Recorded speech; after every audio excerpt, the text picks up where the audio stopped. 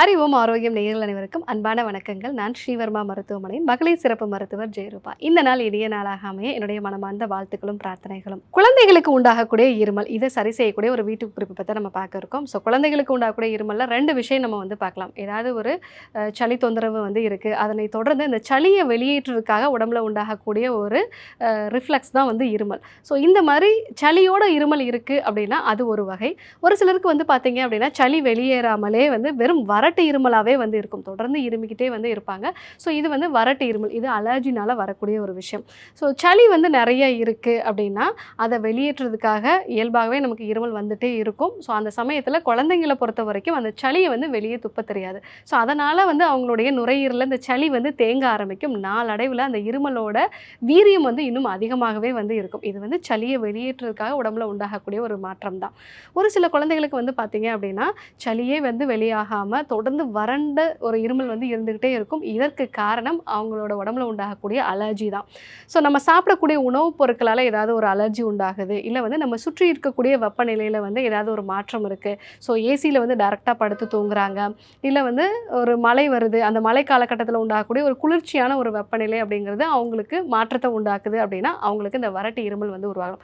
நிறைய குழந்தைகளுக்கு வீசிங் மாதிரியான பிரச்சனை இருக்கும் பொழுதும் இருமல் அப்படிங்கிறது ஒரு அறிகுறியாக மட்டுமே தெரியும். நிறைய பேர் சொல்லுவாங்க நைட்டில் தொடர்ந்து இருமிக்கிட்டே இருக்காங்க குழந்தை அப்படின்னு பார்த்தீங்கன்னா அவங்க நுரையீரல் பகுதிகளில் ஆஸ்துமா மாதிரியான ஒரு சில பிரச்சனைகள் இருக்கிறதுக்கு வாய்ப்புகள் இருக்குது. ஒரு சில குழந்தைங்களுக்கு அவங்க சாப்பிடக்கூடிய பழங்கள்னால அலர்ஜி வரலாம். அவங்க ரொம்ப நீர்த்துவமான பழங்களை சாப்பிட்றாங்க, அதே மாதிரி வைட்டமின் சி சத்து இருக்கக்கூடிய திராட்சை ஆரஞ்செல்லாம் எடுத்துக்கிறாங்க அப்படின்னா அதனால் அவங்களுக்கு அலர்ஜி உண்டாகி தொடர்ந்து இருமல் வரலாம். இது பரம்பரையாக அவங்க அம்மாவுக்கோ அப்பாவுக்கோ அலர்ஜி சம்மந்தமான பிரச்சனைகளோ சைனசைட்டிஸோ இருந்ததுன்னா அந்த குழந்தைகளுக்கும் வரலாம்.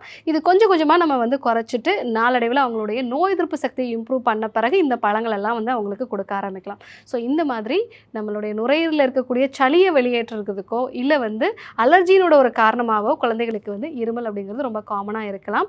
வீசிங் மாதிரியான பிரச்சனையோட அறிகுறியாக கூட குழந்தைகளுக்கு தொடர்ந்து இருமல் இருக்கலாம். ஸோ இந்த மாதிரி இருமல் இருக்குது அப்படின்னா சளி பிடிக்கிறதுக்கு முன்னாடியே அவங்களுக்கு நம்ம துளசி கஷாயம் மாதிரி கொடுக்கலாம். ஸோ தும்ம ஆரம்பிக்கிறாங்க, இல்லை கொஞ்சம் மூக்கடைப்பு மாதிரி இருக்குன்னு சொல்கிறாங்க அப்படின்னா அந்த சமயத்திலே ஒரு 10 துளசி இலைகள், சின்ன வெங்காயம் 2, ஜீரகம் 1 டீஸ்பூன் அளவுக்கு போட்டு கஷாயம் மாதிரி நம்ம அவங்களுக்கு கொடுக்கலாம். ஸோ அந்த மாதிரி கொடுக்கும்போது அது சளியோட அளவை அதிகப்படுத்தாமல் ஓரளவுக்கு குறைச்சிடும். இல்லை அவங்களுக்கு காய்ச்சல் சளி இதெல்லாம் வந்துருச்சு, இதுக்கப்புறம் தொடர்ந்து இருமல் இருக்குது அப்படின்னா அந்த சமயத்தில் விரலி மஞ்சள் அது கூட மிளகு இது ரெண்டையும் ஈக்குவல் குவான்டிட்டி எடுத்து நல்லா பொடிச்சு வச்சுக்கணும்.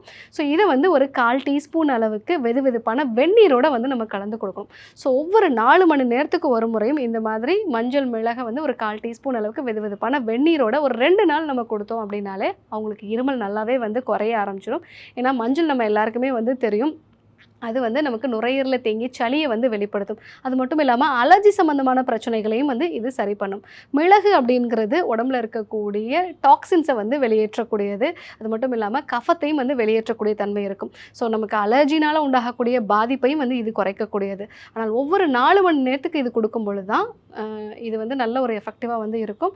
ஸோ நிறைய இருமலுக்காக அவங்க எடுத்துக்கொள்ளக்கூடிய சமீப காலங்களாக நிறைய அதனால் பக்க விளைவுகள் உண்டாகிறதா நம்ம பார்க்குறோம். ஸோ அந்த மாதிரியான விளைவுகள்லாம் வரதை நம்ம தவிர்க்கிறதுக்கு வீட்டில் இருந்தபடியே மஞ்சள் மிளகு இது ரெண்டையும் பொடி பண்ணி ஒவ்வொரு 4 மணி நேரத்துக்கு ஒரு முறையும் வெதுவெதுப்பான வெந்நீரோட நம்ம கொடுத்தோம் அப்படின்னா அவங்களுக்கு இருமல் நல்லாவே குறைய ஆரம்பிக்கும், பசி எடுக்க ஆரம்பிக்கும். ஏன்னா குழந்தைகளுக்கு சளியோ இருமலோ இருக்கும்போது சரியான முறையில் பசிக்காது. ஸோ அந்த சளியோட அளவு குறைய ஆரம்பிக்கும் போது நல்லா பசி எடுக்க ஆரம்பிக்கும். அதே மாதிரி ஆக்டிவாகவும் மாற ஆரம்பிப்பாங்க. ஸோ இந்த ஒரு விஷயத்தை நம்ம ஒரு 2 நாள் ஃபாலோ பண்ணாலே போதும், குழந்தைகளுக்கு உண்டாகக்கூடிய இருமல் நல்லா குறைய ஆரம்பிக்கும். ஒருவேளை அவங்களுக்கு வீசிங் மாதிரியான பிரச்சனைகள் ஆஸ்துமா தொந்தரவுகளோட ஆரம்ப கட்டத்தில் இருக்காங்க அப்படின்னா அந்த இருமல் குறையாது. அப்போ நம்ம மருத்துவர்களை சந்தித்து அதற்கேற்ற மாதிரியான சிகிச்சை முறைகளை ஃபாலோ பண்ணுறது நல்லது. ஸோ மற்றபடி அவங்களுக்கு சாதாரணமாக ஒரு சளியோட கூடிய இருமல் இல்லை ஒரு வறட்டு இருமல் இருக்குது அப்படின்னா இந்த ஒரு மஞ்சள் மிளகை எடுத்துக்கிட்டாலே அவங்களுக்கு அந்த இருமல் அப்படிங்கிறது முழுவதுமாக சரியாகிறத பார்க்கலாம். ஸோ குழந்தைகளை பொறுத்த வரைக்கும் நல்ல புரோட்டீன் இருக்கக்கூடிய உணவுப் பொருட்களை எடுத்துக்கிறது, அதே மாதிரி மாதிரி சூரிய வெளிச்சம் உடம்புல படுற மாதிரி விளையாடுறது, இந்த விஷயங்களெல்லாம் ஃபாலோ பண்ணாங்க அப்படின்னா, அவங்களுக்கு நோய் எதிர்ப்பு சக்தியும் வந்து இம்ப்ரூவ் ஆகும். அடிக்கடி வந்து சளி பிடிக்கிறது, இந்த மாதிரியான தொந்தரவுகள் வராம தடுக்கலாம். ஸோ சின்ன குழந்தைகளுக்கு உண்டாகக்கூடிய இருமல், ஏன்னா சமீப நாட்களா நெறைய இருமலுக்காக எடுத்துக்கொள்ளக்கூடிய டானிக்னால நெறைய பக்க விளைவுகள் உண்டாகிறத பார்க்குறோம். ஸோ அத தவிர்க்கிறதுக்கு வீட்ல இருந்தபடியே நம்ம மஞ்சள், மிளகை எப்படி பயன்படுத்தலாம் அப்படிங்கிறத நம்ம இன்னைக்கு தெரிஞ்சுக்கிட்டோம். ஸோ கண்டிப்பா பயன்படுத்தி பாருங்க. இதே போன்று ஒரு நல்ல தகவலோட உங்கள சந்திக்கிறோம். நன்றி, வணக்கம்.